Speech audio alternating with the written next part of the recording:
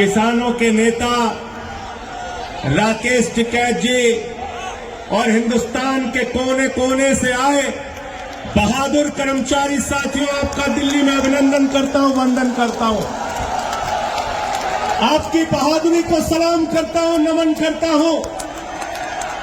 और राकेश टिकैत जी जानते हैं, खेत के अंदर अगर बैल को ठीक से चलाना होता है तो उसकी नाक में नकेल डालनी होती है। आज इतनी तादाद में इकट्ठा होके इस रामलीला के ऐतिहासिक मैदान में इकट्ठा होके मोदी सरकार की नाक में नकेल डालने का काम आपने किया है। मैं हृदय से बधाई देना चाहता हूं आपको। और इसी मंच पे दिल्ली के मुख्यमंत्री अरविंद केजरीवाल जी आए थे।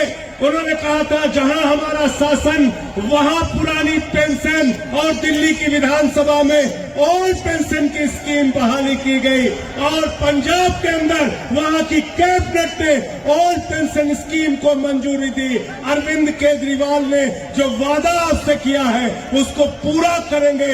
हमने कहा है ओल्ड पेंशन स्कीम लागू होगी तो लागू होगी। केजरीवाल गारंटी देते हैं, झूठा वादा नहीं करते। और इसलिए साथियों और दोस्तों, मैं आपसे कहना चाहता हूं, मैंने तो देश की संसद में कहा, देश की पार्लियामेंट में कहा, 40 साल कोई कर्मचारी अगर नौकरी करता है, 40 साल अगर कोई कर्मचारी नौकरी करता है उसको पेंशन नहीं मिलती।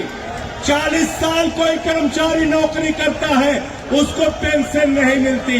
40 दिन कोई विधायक रह जाता है, कोई सांसद रह जाता है, पूरी जिंदगी उसको पेंशन मिलती है। 40 साल कर्मचारी रहने वाले को पेंशन नहीं मिलती। इसलिए आपसे कहना चाहता हूं, आपके बीच में भरोसा दिलाने के आया हूं। देश की संसद में जब भी आपकी आवाज उठाने का मौका आया, मैंने पूरी मजबूती से आपकी आवाज उठाई है। अभी तो मुझे सस्पेंड करके बाहर किया है, लेकिन मैं जिस दिन बहाल होऊंगा, संसद के अंदर जाऊंगा, पुरानी पेंशन का मसला फिर से देश के सर्वोच्च सदन में उठाने का काम करूंगा। ये वादा और भरोसा आपको दिला रहे हैं।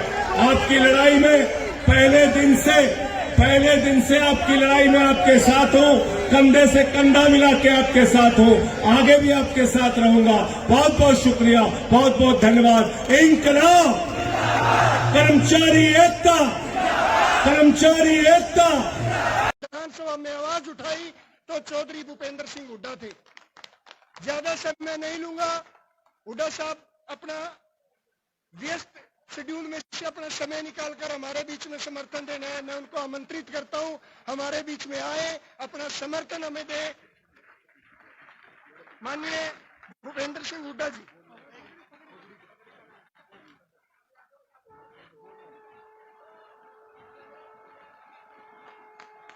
हरियाणा की पगड़ी पहनाकर हुड्डा साहब का यह स्वागत किया गया। मैं आमंत्रित करता हूं, अपनी बात रखेंगे हुड्डा साहब।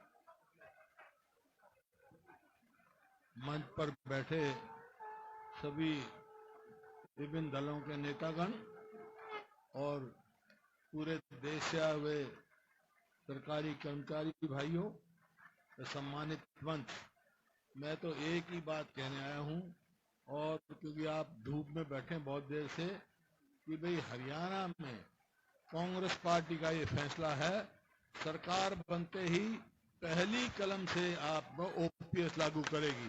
यही बात कहने में आया हूं। मैं पहले भी कहता हूं इन्हीं शब्दों के साथ बहुत बहुत धन्यवाद। हुड्डा साहब का बहुत बहुत धन्यवाद करते हैं। उन्होंने स्पष्ट संदेश दे दिया, हरियाणा में कांग्रेस की अगर सरकार बनती है तो पहली कैबिनेट मीटिंग के अंदर पुरानी पेंशन बहाल है। उसके लिए हमें क्या करना होगा? Vote for, vote for, vote for. धन्यवाद। जो हरियाणा प्रदेश का, जिन्होंने 10 साल तक लगातार नेतृत्व किया, हरियाणा प्रदेश के मुख्यमंत्री रहे, और इस समय हरियाणा प्रदेश के सबसे मजबूत विपक्ष के नेता है माननीय भूपेंद्र सिंह हुड्डा जी का यहाँ पर पहुंचने पर स्वागत करते, अभिनंदन करते। हालांकि ये बात बताने की जरूरत नहीं है जब 2018 में हमने हरियाणा से पेंशन आंदोलन का आगाज किया, पूरे भारतवर्ष में अगर पहले कोई नेता थे जिन्होंने आपका समर्थन किया और विधानसभा में आवाज उठाई तो चौधरी भूपेंद्र सिंह हुड्डा थे। ज्यादा समय नहीं लूंगा, हुड्डा साहब अपना शेड्यूल में से अपना समय निकालकर हमारे बीच में समर्थन दे रहा है। मैं उनको आमंत्रित करता हूँ हमारे बीच में आए, अपना समर्थन हमें दे। माननीय भूपेंद्र सिंह हुड्डा जी। हेलो हेलो ओ बैठ जा बैठ जा